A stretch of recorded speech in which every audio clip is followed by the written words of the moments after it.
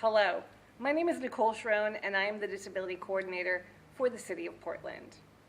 We created this training video to help you be better prepared in emergencies and disasters. We invited some of our friends along to help us out in each of the scenarios, but we couldn't cover everything, and so we've also included a workbook. I'll come back after each of the clips and we'll review the lessons that we learned in each of the scenarios.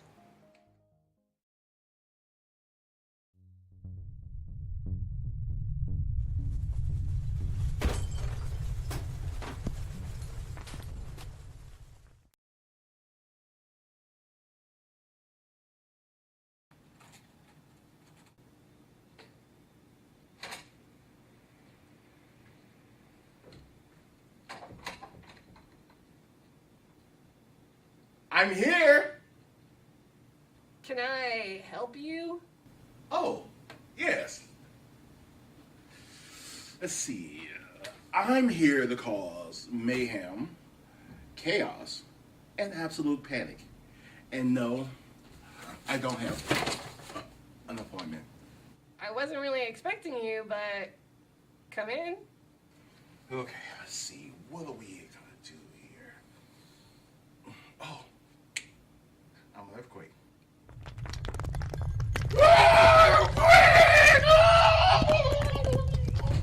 Oh, it's too much here. Whoa.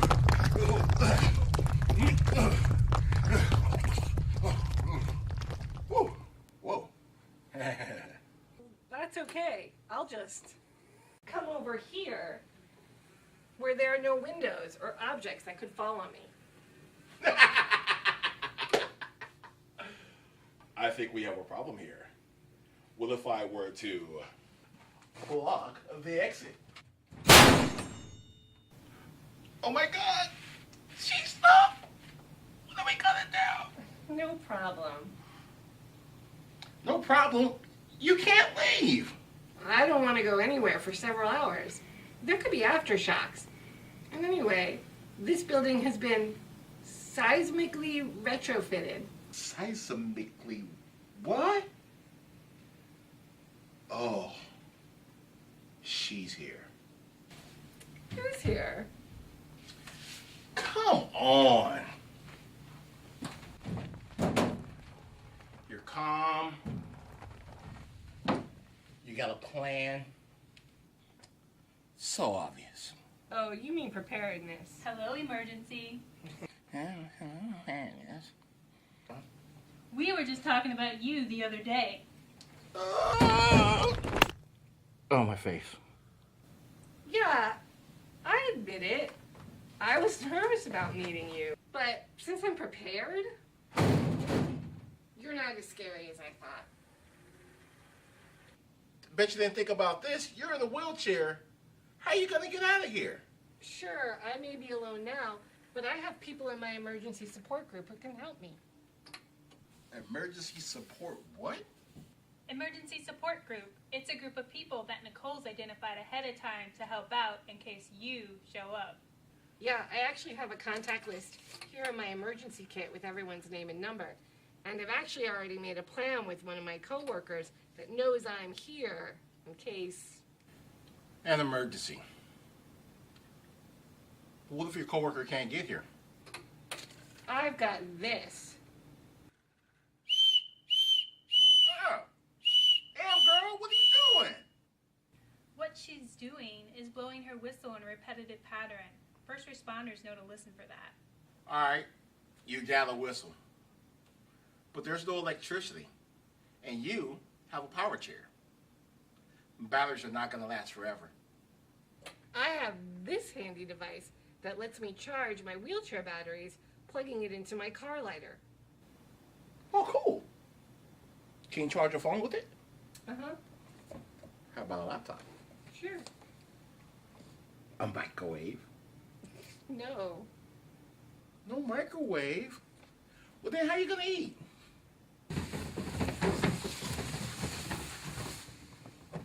We actually keep a 72-hour kit in the office. It's filled with food and water. I'm hoping that I don't have to be here that long, and I'll be able to get somewhere that there is power. Well, don't you have a plan with the person from your emergency support group to meet in a designated area? I do. We've prearranged a spot. Sounds like you're prepared for this emergency. Oh, you're not so bad. No, he's not. Hey, how you doing? My work here is done. Alright. Yeah, In this scenario, we learned about earthquake preparedness. Specifically, we learned about some of the obstacles and challenges someone who is both using a wheelchair and who is electrical dependent might have. Let's start our talk about the two themes that came up in this scenario and will come up in every scenario throughout the training video. The first one I want to talk about is an emergency support group.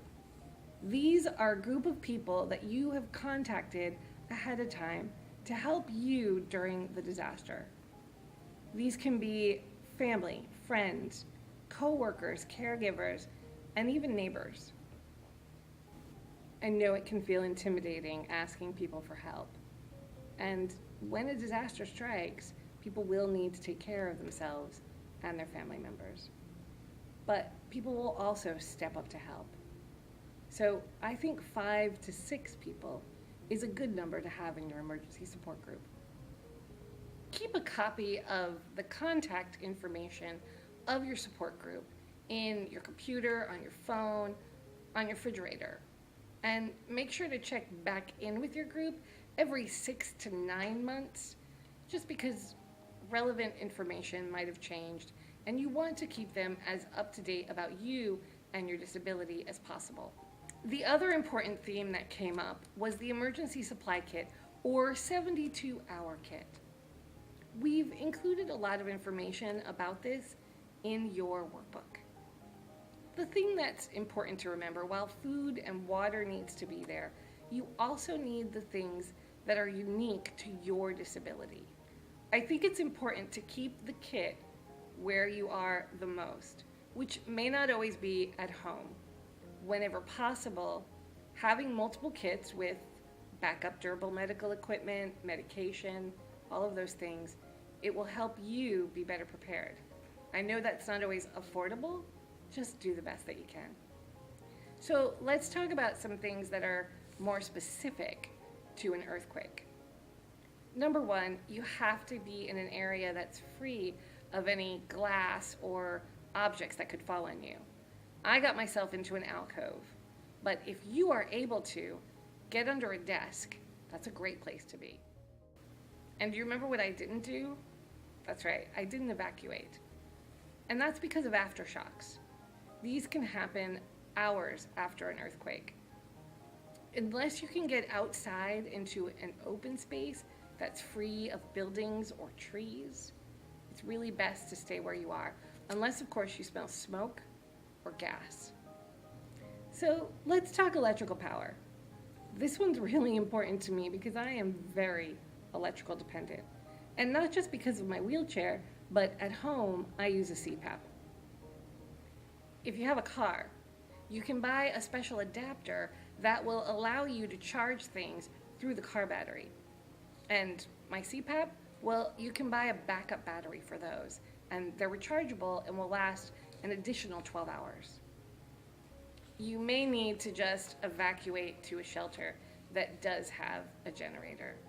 Or if the disaster is in one part of town, go stay at a hotel or with a friend who's in another part of town that hasn't been affected.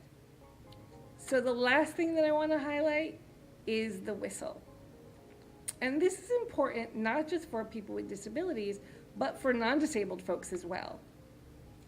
Like Preparedness said, emergency responders are trained to listen for a repetitive sound during recovery. I'm not very strong, so that's why I carry the whistle. I keep it on my wallet. But if you're trapped without a whistle, the thing to remember is to grab something and bang on it really loudly, doing so in a repetitive motion. And that is what responders are going to listen for. Wow, that was a lot. Let's check out the next scenario and see what we learned.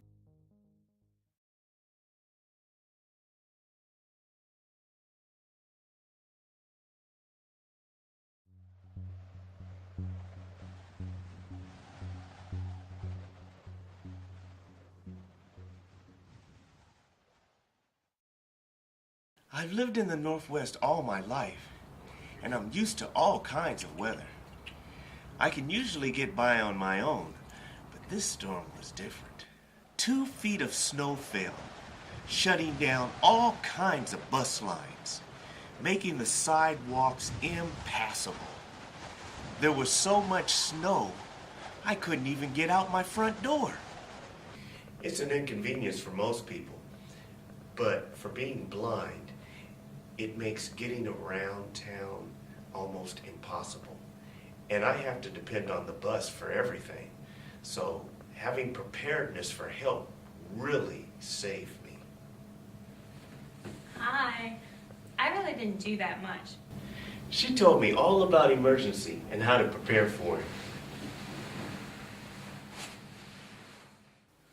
I thought I had this one in the bag. It was a snowstorm. There was no buses, no electricity. Seriously, how did you do it? Well, for one, I put together a 72-hour emergency supply kit. It looks like you have all your supplies. Now we just need to put them in the tub. We can put some of your personal items like your soap,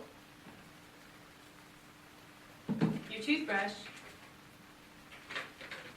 and your eating utensils in the bottom.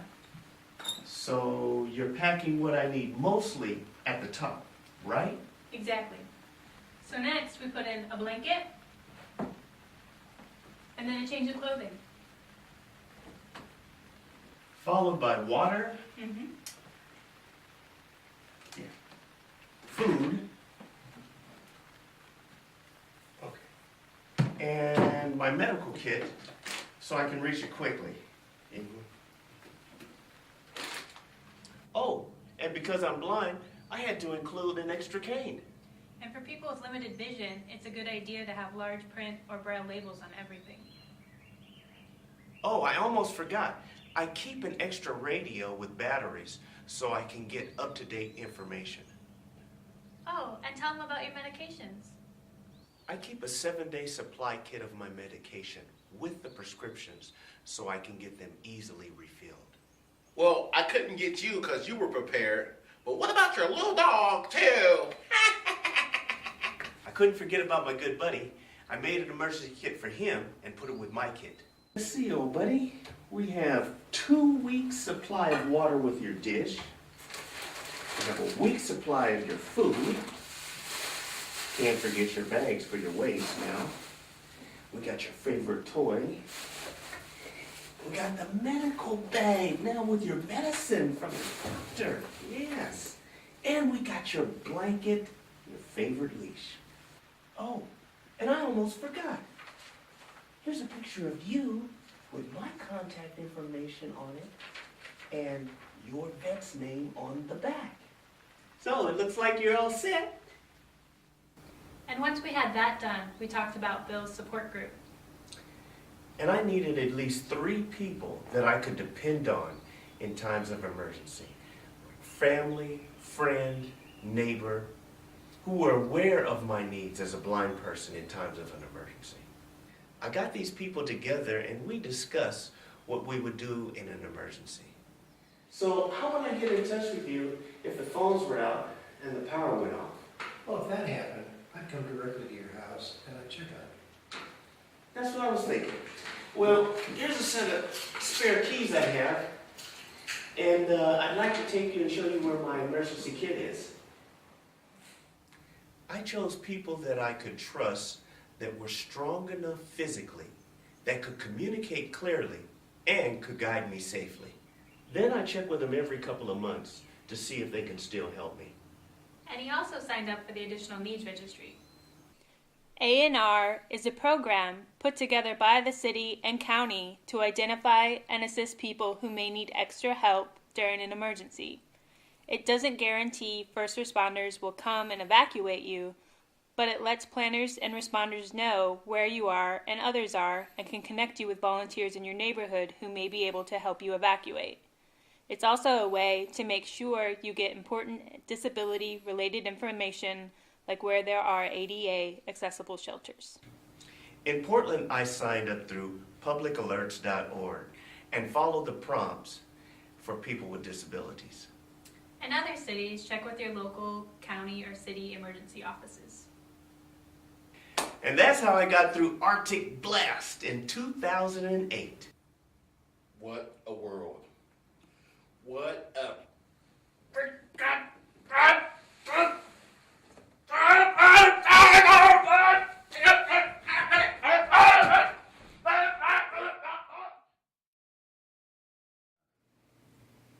So let's talk about storms. Since Nicholas is blind, he had some different challenges than I did. So we both needed emergency support groups. And Nicholas was really good about meeting with his beforehand, and he even gave them a set of extra keys so that they could come and help him out. We also both needed emergency supply kits, but we handled it a little differently. So there were two major things that Nicholas needed that I didn't. One were braille labels, so that he could read what each of the items were. And the other was that the items were put into the kit in a specific order to help him find them when he would go back to use the kit later. Labels or pictograms would also be good. This would work for people with low vision and also people with cognitive or developmental disabilities. So Nicholas also needed a kit for his dog. If you have a service animal or therapy animal that's going to be with you through an emergency situation, you're also going to need a kit for them. The other thing that Nicholas did was he signed up on the Additional Needs Registry. And I can tell you a lot about this program because I run it. The Additional Needs Registry works in two ways, both for large-scale disasters and for those little emergencies at home. For the larger scale disasters, the registry works to allow planners to get a good idea of where folks are in the community and what their needs are going to be. So for example, if we need to evacuate a large number of folks with mobility devices from a certain area of town, we will know that ahead of time and can plan accordingly. We are also able to connect NET team members or neighborhood emergency team members with the folks in their particular geographic area. And this lets us know that there are people, volunteer responders, that can evacuate folks and get them to shelters when first responders are busy with the main area of disaster. So for smaller scale emergencies, the registry works by putting folks into our 911 system. So when a 911 call comes in, say for a fire, firemen are alerted to specific information. For example, if someone in the house has traumatic brain injury and is nonverbal, the fireman would know this and would be able to act accordingly. You will find all the information you need to know about signing up in your workbook.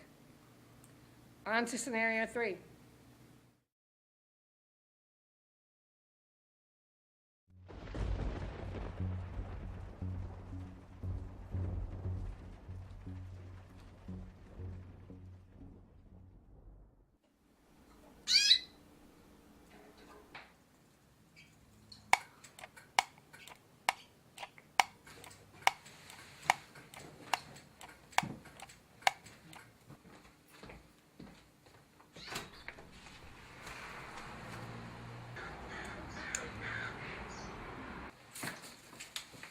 Yes, I am expecting a flood. It looks like I beat him. Who? Oh, you'll know when he gets here. I know it's not raining, but an emergency can happen at any time. I'm here to help you get prepared.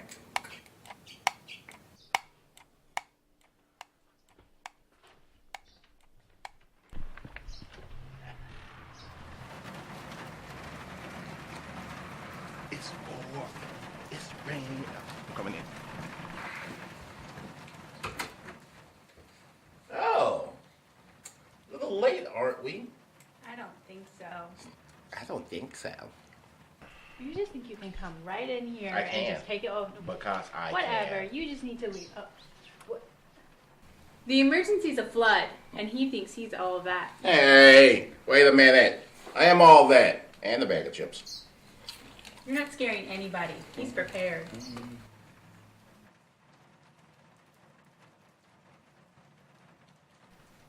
What is he doing? He's checking to see what's going on and to see what officials are recommending for evacuation. But how was he even... That's not possible. I took out the power and the internet. He's watching TV. Sam's looking at his battery-operated TV. He's deaf, and he can't hear a radio like other individuals. He's tuning in to emergency broadcasting, and he's looking for the ASL interpreter or reading the captioning at the bottom. Where's he going? I don't know. What did you do?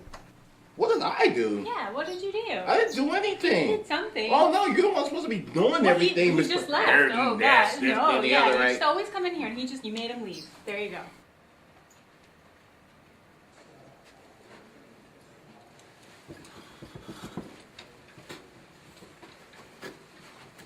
Okay, are you hurt?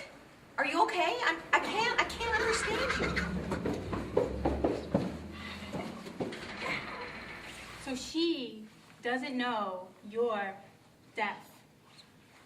Remember, not all shelter staff are trained on how to work with people with disabilities.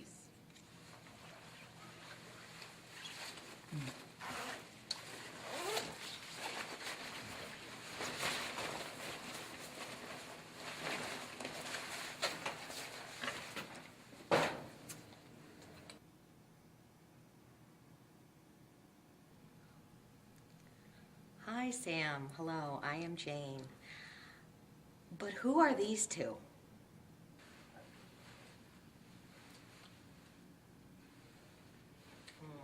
I don't understand. Can you write it down or something? Can you write it down? Okay, I know I have a pad of paper around here somewhere. Is that my pad of paper? Huh? Yes. There you go. That's what I do. I mean, mayhem, destruction. Right. Isn't it fantastic? Yeah. How is this going to help us in a real emergency? It's not my problem. Not my problem. Sure. Hey, Sam. Oh, okay, emergency and preparedness, I see. Okay, you know what? Okay, I'm gonna see if I can get you an interpreter, okay? I'm gonna get an interpreter for ASL, okay? You're welcome.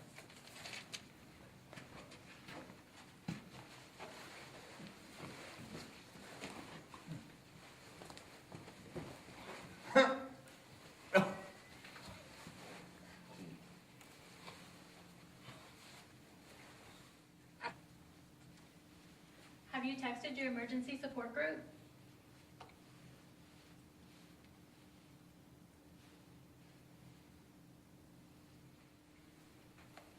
Hey, Sam, listen, we can't get you an interpreter for several hours. So what I'm gonna do is set you up on a cot, okay? Here.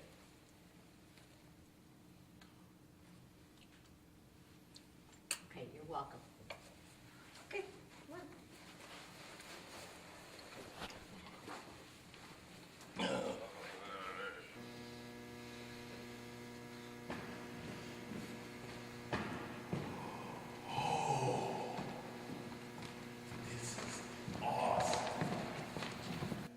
Okay, can I have everyone's attention? Just want to let you know that the mayor has declared a state of emergency. We will be expecting many more guests here at the shelter very soon, so please be prepared. Okay, now, I just announced that. How is Sam going to know about announcements if we're doing everything over the intercom? Well, what we can do is post all the announcements in a central location and then let Sam know that you'll flash the lights whenever a new announcement is posted. This is good for people who are deaf and hard of hearing and then also people who do not speak English. Okay, excellent. Post a sign, flash the lights. That'll keep everyone informed. See, we're going to be here all night so we can tell ghost stories, and I can tell you about the last thing I did, and then we can talk about other things that I did.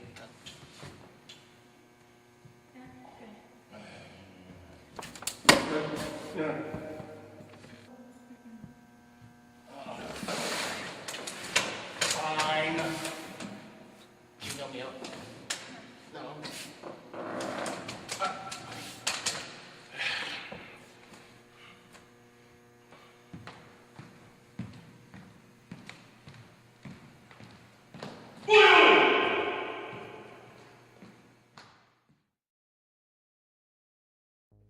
Not only does scenario 3 teach us tips for people who are deaf, it teaches us that not all the people that work in shelters are trained to work with people with disabilities. Don't get me wrong. When people are setting up shelters, especially Red Cross shelters, there are definitely policies in place that are there to ensure that the shelter is set up in accordance with the Americans with Disability Act. The thing to remember, though, is that not everyone that's working in the shelter that day has gone through the extensive Red Cross training. These folks are often volunteers, and they don't always know the policies and procedures that have been put in place to accommodate the people with disabilities.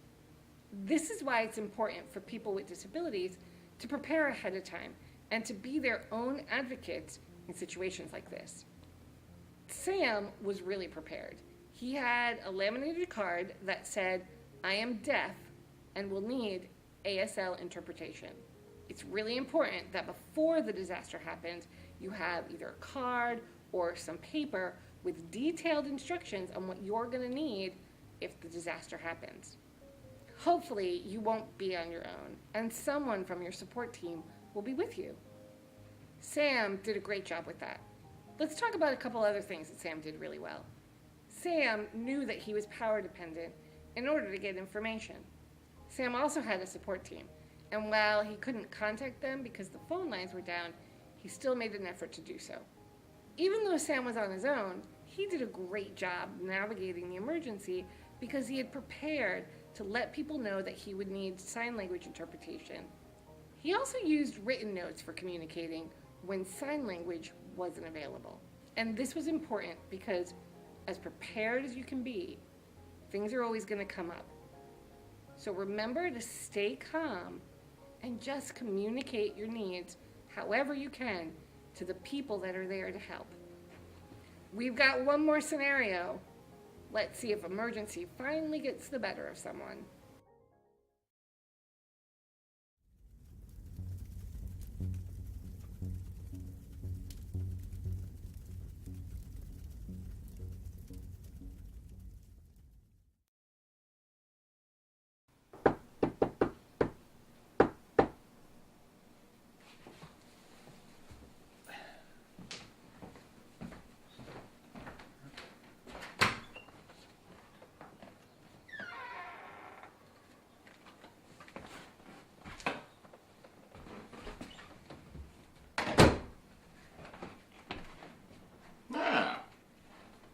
Looks like I'm the first one here.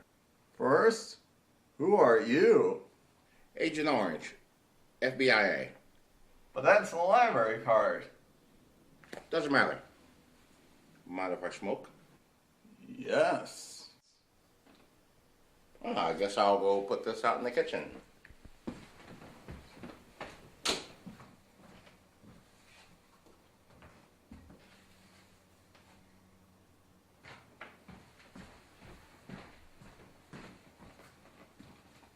I thought you were going to put that out.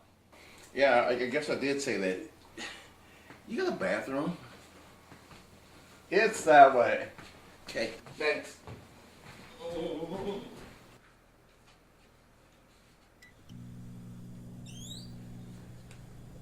So much stuff. This is great. This is gonna be so awesome. This is gonna be awesome.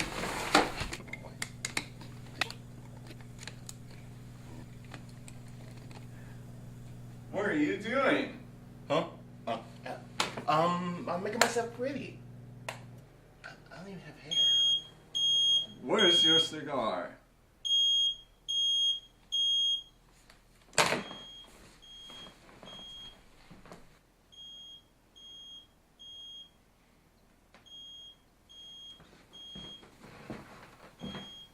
Oh man, you should really get some water.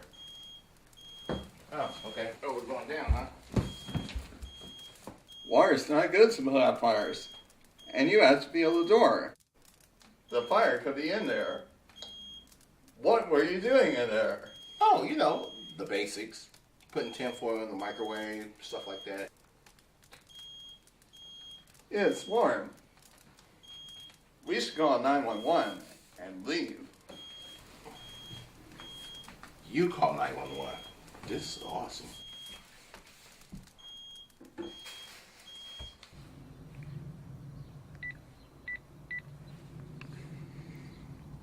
Hey, let's use this. No, I don't know how. And you shouldn't use it unless you know how. Yes, 911. My name is Chris Collins, and there is a fire at my house. Oh no, I'm too late. No, you're not. The fire department is on their way, and we got out safe and sound. So what about your little puppy? Oh, I'm allergic to fur. Reptile? Gerbil? Fish? I have a fish. Well, then don't you want to save your little fishy? Oh, no, no, no, no, no. No, it's not safe. You did great, Chris. Do you want to call your emergency contact?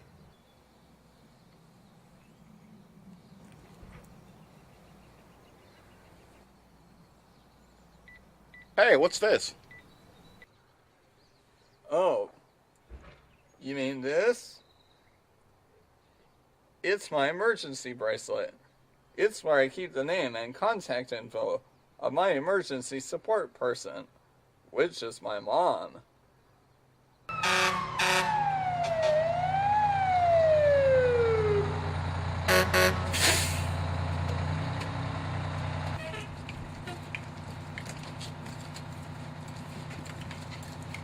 Are you Chris? Your name came up in our additional needs registry. Do you know what's happening? I was reading a book. And then this guy suddenly showed up. And then there was smoke. And the door was hot. So I crawled out and called 911. Are you okay? Yes.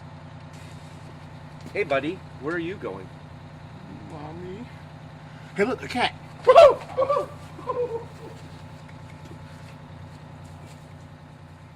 Let's go for a ride. Woohoo! While a fire isn't a disaster like an earthquake or a flood, it could happen to any of us any day, and it's one that everyone should be prepared for. Let's review some of the important things that we learned from Chris in this scenario. First and foremost, if you are in a situation where you both smell smoke and hear a fire alarm or a smoke detector is going off, you need to leave immediately and call 911. When you're evacuating, make sure to get as low to the ground as possible, feeling doors along the way and not opening any door that feels hot. If you can't get low to the ground, make sure to cover your mouth with something to prevent smoke inhalation. Don't try to put out the fire. Depending on what kind of fire it is, things like water could actually make it spread. And while fire extinguishers can be really helpful in putting out small fires, if you haven't been trained to use it, don't. Once you're outside, wait for the fire department to arrive. When they do, let them know if there's anyone else inside, if there's any pets inside, and where their location might be. Never go in after your pets. Fire spreads fast, and it is important that you stay safe. Chris had signed up on the additional needs registry, and because of that, the fireman knew with his disability, he may have some trouble understanding some of what's going on. Chris also had an emergency alert bracelet with important information about who to contact and what his disability was. It's important to have an emergency alert bracelet, especially if you have a disability that has communication issues or allergies that are life-threatening, say if you're unconscious. We hope that you've learned something. Remember, there's a lot of information out there, and this was just really a jumping off point. I want you to visit my website and feel free to call my office if you have any questions about the additional needs registry or anything that we talked about in the video.